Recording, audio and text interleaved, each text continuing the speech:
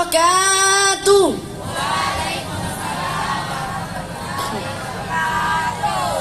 Alhamdulillahi rabbil alamin. Wassalatu wassalamu ala asyrafil anbiya wal mursalin wa ala alihi wa sahbihi ajma'in, amma ba'd. Yang saya hormati, dewan juri yang saya banggakan, serta Bapak Ibu guru sekalian dan teman-teman yang sama-sama berbahagia, saya ucapkan selamat pagi dan salam sejahtera untuk kita semua yang hadir pada kesempatan kali ini. Marilah kita mengucap syukur kehadirat Allah Subhanahu wa Ta'ala karena atas limpahan rahmat, nikmat dan hidayahnya, sehingga pada kesempatan kali ini kita dapat berkumpul di tempat ini dalam acara Pekan Pendidikan dan Kreativitas Generasi Hebat.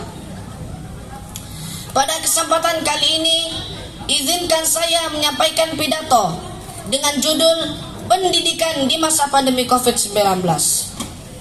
Hadirin yang saya hormati, perlu kita ketahui terlebih dahulu latar belakang dari virus COVID-19 ini. Virus COVID-19 ini pertama kali muncul di Wuhan, Cina sekitar bulan Desember 2019 dan menyebar dengan cepat ke seluruh negara di dunia termasuk di Indonesia. Virus ini masuk ke Indonesia pada tanggal 2 Maret 2020, tepatnya di Depok, Jawa Barat.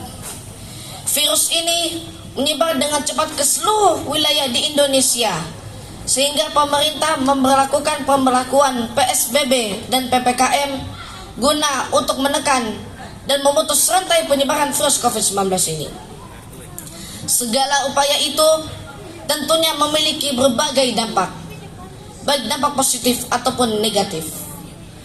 Salah satu dampak positifnya adalah berhasil menekan angka penularan dan penyebaran virus COVID-19 ini. Selain itu, dampak buruk yang menjadi perhatian kita bersama adalah ditutupnya sarana ibadah, pasar atau mal, dan hal lain, dan juga menurunnya omset para UMKM, serta banyaknya pekerja yang terkena imbas PHK akibat virus ini. Dan bahkan ekonomi negara juga menjadi lemah. Selain itu, dampak buruk yang tidak kalah menyedihkannya adalah ketika ditutupnya sekolah yang menjadi sarana dan tempat menimba ilmu, seperti peserta didik seperti kami dan seluruh peserta didik yang hadir pada kesempatan kali ini. Sungguh, ini merupakan mimpi buruk bagi kita semua. Kegiatan yang sehari-hari kita lakukan di sekolah berubah drastis dengan berdiam diri di rumah.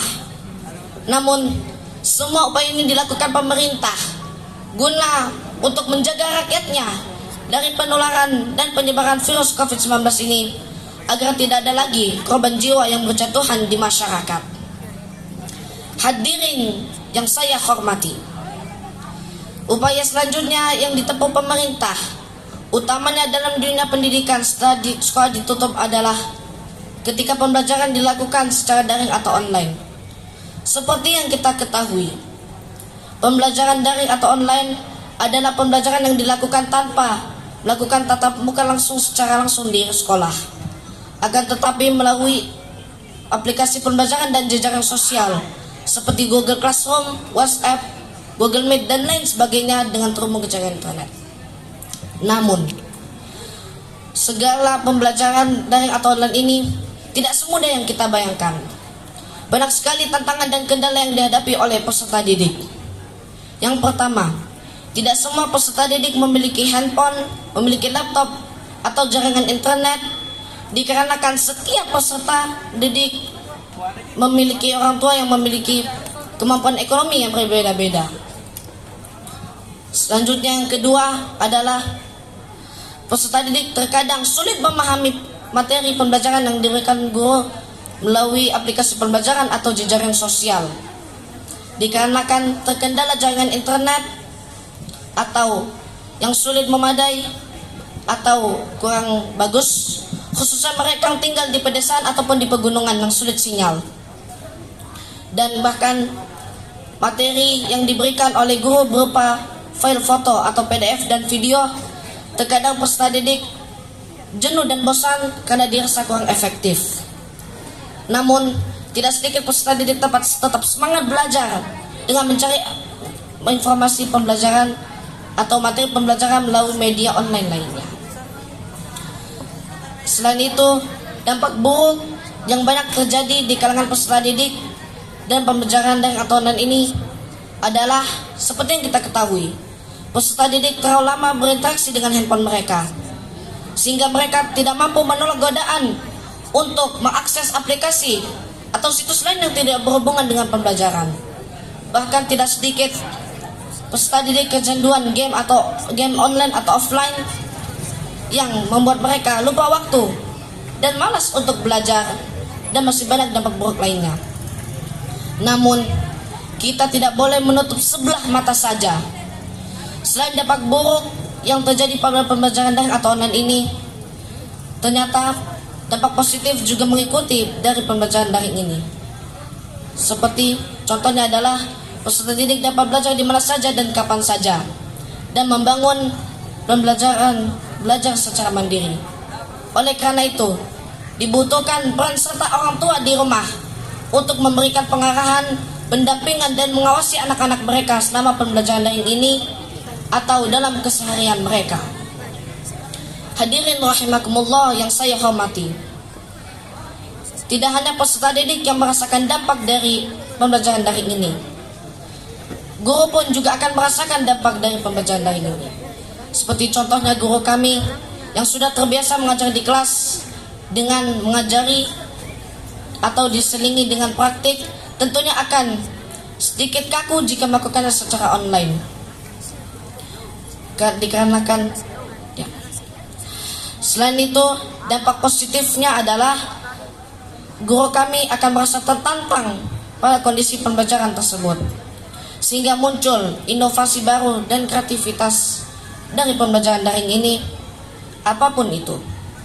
Namun sekarang seperti yang kita rasakan, hadirin, kita sudah bisa kembali ke sekolah untuk belajar kembali bersama, meskipun dalam situasi PTM terbatas dengan mematuhi protokol kesehatan.